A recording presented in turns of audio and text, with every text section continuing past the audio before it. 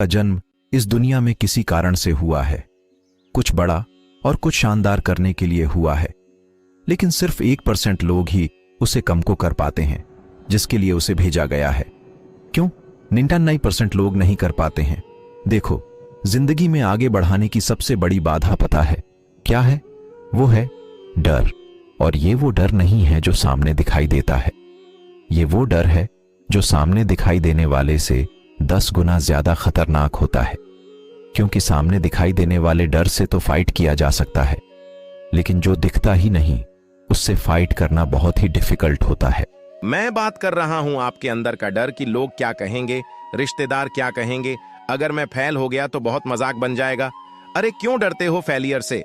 मैं सिर्फ आपसे एक बात पूछना चाहता हूं कि अभी आपके पास खोने के लिए क्या है? तो आप कहोगे भाई कुछ भी नहीं। तो जब खोने के लिए कुछ भी नहीं है तो डरने की क्या जरूरत मेरे भाई?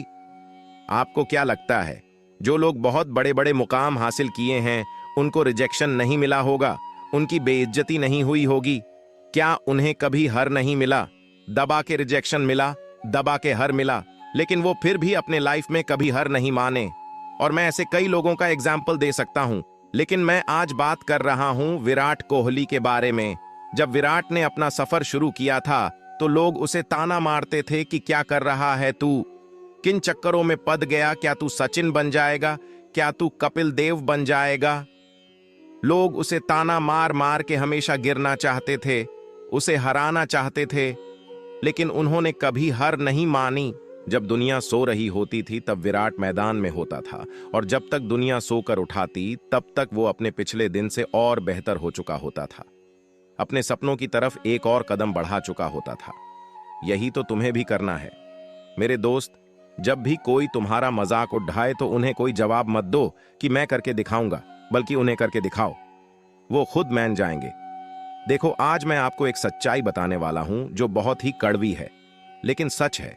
ये दुनिया वाले तुम्हें इस वजह से हराना चाहते हैं, इस वजह से तुम्हारा मजाक उड़ाते हैं, ताकि तुम अपने सपनों को पूरा ना कर पाओ, क्योंकि ये जानते हैं कि अगर तुम इतने बड़े सपनों को पूरा कर लोगे तो ये तुम्हारे सामने चींटी के बराबर हो जाएंगे, इनकी औकात तुम्हारे सामने जीरो हो जाएंगी। और यही तो वो चाहते हैं कि तुम्हारी औकात इनकी औकात से कम रहे। लोग चाहते तो हैं कि तुम बेहतर करो, लेकिन लोग ये कभी नहीं चाहते कि तुम उनसे बेहतर करो। लेकिन तुम्हें तो सबसे बेहतर होना है ना, तो इनकी बातों में आना बंद करो, अपने सपनों पे ध्यान लगाओ और अपने सपनों को पूरा करने के लिए जो जरूरी है उसे करते रहो। फिर देखना है एक दिन पूरी दुनिया भी तुम्हें सलाम करेगी। शिव निराले, अनूठे और अद्भुत हैं, जो सभी देवों के रेशमी वस्त्र, स्वर्णाभूषण और रत्नों से जड़ित मुकुट शोभायान होते हैं। लेकिन महादेव इन सभी चीजों से परे रहते हैं। इससे यह साबित होता है कि सादगी में जीवन गुजारना अच्छा होता है। सभी देवता गले में हीरे के हार पहनते हैं, लेकिन महादेव गले में मुंडमाला पहनते हैं, नाग लपेटते हैं, और इससे यह साबित होता है कि आभूषण पहनने से अच्छा है कि अच्छे वचन साथ में रखने चाहिए जिसमें आपके वचन की वैल्यू हो। महादेव को मन वश में करना अच्छे से आता है और उनके भक्तों को भी ये सीखना चाहिए। मन तो बहुत कुछ मांगता है, लेकिन जो मन पर वश करता है वही जीवन में कुछ हासिल कर पाता है। महादेव के हाथ में त्रिशूल है जो शक्ति का प्रतीक होता है। इंसान को अपने हाथ से ऐसे काम करना चाहिए जिससे कोई गलत काम ना हो और आपकी शक्ति भी बरकरार रहे। महादेव ना महल में रहते हैं और ना ही साधारण घर में रहते हैं। इंसान को महंगे घर में रहना है ऐसा सोचने से अच्छा है कि ईमानदारी से जहां रहे वहीं को अपना घर बना ले। जैसा देश वैसा भेष इंसान के अंदर होना चाहिए। सिर पर मुकुट नहीं, बल्कि चंद्रमा शोभायान है जो आत्मा के प्रकाशवान होने का प्रतीक बताया जाता है। इंसान को भी ऐसा ही होना चाहिए। शिव जी को भांग प्रिय है जो एकाग्रता और भीतर के खुमारी का प्रतीक बताया गया है। लेकिन शंकर जी ने यह विष भी पिया था जिससे समाज का कल्याण हो सके। अच्छे मार्ग से धन संग्रहित करें और संग्रहित धन के 3 भाग करके 1 भाग धन वृद्धि में, 1 भाग उपभोग में और 1 भाग धर्म कर्म में व्यय करें। इससे जीवन में सफलता मिलती है। क्रोध कभी नहीं करना चाहिए और न ही क्रोध उत्पन्न करने वाले वचन बोलने चाहिए। क्रोध से विवेक नष्ट हो जाता है और विवेक के नष्ट होने से जीवन में कई संकट खड़े हो जाते हैं।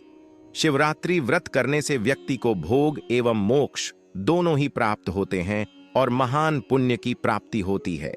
पुण्य कर्मों से भाग्य उदय होता है और व्यक्ति सुख पाता है। मनुष्य के लिए सबसे बड़ा धर्म है सत्य बोलना या सत्य का साथ देना, और सबसे बड़ा अधर्म है असत्य बोलना या असत्य का साथ देना। कोई भी कार्य या कर्म करते वक्त व्यक्ति को खुद का साक्षी या गवाह बनना चाहिए कि वह क्या कर रहा है। अच्छा या बुरा सभी के लिए वही खुद जिम्मेदार होता है। उसे यह कभी भी नहीं सोचना चाहिए कि उसके कामों को कोई नहीं देख रहा है। यदि वह मन में ऐसे भाव रखेगा तो कभी भी पाप कर्म नहीं कर पाएगा। मनुष्य को मन, वचन और कर्म से पाप नहीं करना चाहिए। मनुष्य की इच्छाओं से बड़ा कोई दुख नहीं होता। मनुष्य इच्छाओं के जाल में फंस जाता है तो अपना जीवन नष्ट कर लेता है। अनावश्यक इच्छाओं को त्याग देने से ही महासुख की प्राप्ति होती है। संसार में प्रत्येक मनुष्य को किसी न किसी वस्तु, व्यक्ति या परिस्थिति से आसक्ति या मोह हो सकती है।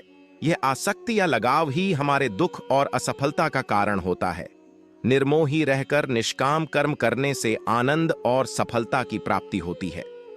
भगवान शिव कहते हैं कि कल्पना ज्ञान से महत्वपूर्ण है। हम जैसी कल्पना और विचार करते हैं वैसे ही हो जाते हैं। सपना भी कल्पना है। समस्या के प्रति आपका दृष्टिकोण मायने रखता है। जब माता पार्वती ने भगवान शिव से पूछा कि जीवन में किसी भी समस्या का समाधान कैसे किया जा सकता है, तो भगवान शिव ने कहा कि समस्या से परे देखना चाहिए। समस्या कोई समस्या नहीं है, लेकिन समस्या के प्रति किसी के दृष्टिकोण से फर्क पड़ सकता है। हमें अपने दिमाग को समस्या के समाधान के बारे में सोचने के लिए पर्याप्त समय देना चाहिए और सभी पहलुओं से स्थिति को समझना चाहिए। इसलिए शांत रहें और समझ से समस्याओं को दूर करें। न जीने की खुशी, न मौत का गम, जब तक हैं दम महादेव के भक्त रहेंगे हम।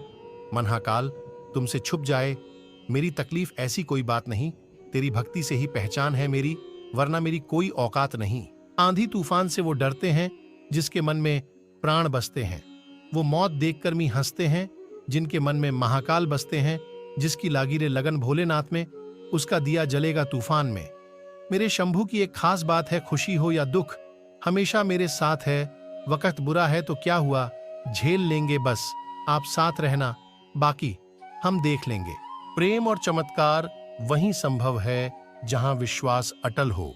आंखें बंद करो, थोड़ा ध्यान करो, बस महादेव से बात करो।